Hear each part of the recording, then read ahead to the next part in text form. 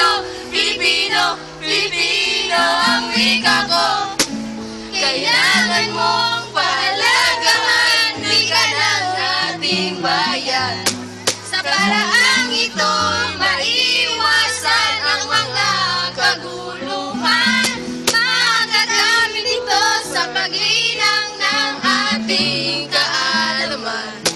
Kapayapaan ay makakamtan, basta't mayroong ugnayan. May tatlong uri ng di formal, balbal, kolokyal, at yung isa'y panlalawigan. Galing sa